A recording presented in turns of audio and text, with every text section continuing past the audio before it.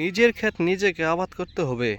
বর্তমানে শ্রমিকের যে দাম, কৃষক পায় না ন্যায্য মূল্য, কেমনে পাবে? কারণ আমি আপনাদেরকে বিষয়টা খুইলা বলি। এখানে ধান লাগানো, কাটা, হাল বাওয়া, তারপর মনে করেন বিষ দেওয়া, নিড়ানি, তারপর ঘাস পরিষ্কার করা, এই সেই মিলায় যে খরচটা হয়, ধান বিক্রি করেও সেই টাকাটা পাওয়া সম্ভব না। আর এখানে যদি বিষটাও আপনি অন্য কাউকে দিয়ে দেওয়ান, তাহলে মনে করেন যে আপনার পুঁজিও শেষ, আসলও শেষ, সব শেষ। আপনি কিছুই করতে পারবেন না, শুধু ধান কিনা খাওয়ার মতো অবস্থা হইলো। তাহলে কষ্ট করে যদি কিনা খাওয়ার মতো হয়, তাহলে কষ্ট করার কি দরকার? কষ্ট করার কোনো দরকারই নেই। তাই মনে করেন যে যদি নিজের ফসল নিজে ফলায় খাইতে পারেন, তাহলে সবচেয়ে বেস্ট। তাহলে মনে করেন যে সহজে আপনার লস হওয়ার সম্ভাবনা নাই। আর দ্বিতীয়ত হচ্ছে, যদি আপনি কষ্ট করেন, অবশ্যই ভালো ফলন পাবেন, বুঝছেন?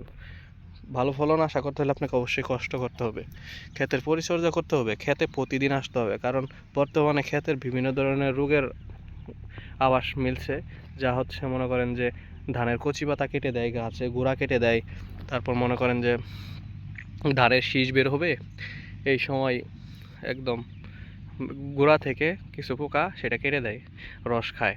তো এই অবস্থা চলতে থাকলে কৃষকের দুর্গতি ছাড়া কোনো উপায় নাই। তো ধন্যবাদ, যারা ভিডিওটা দেখছেন অবশ্যই একটা ফলো দিয়ে দিবেন।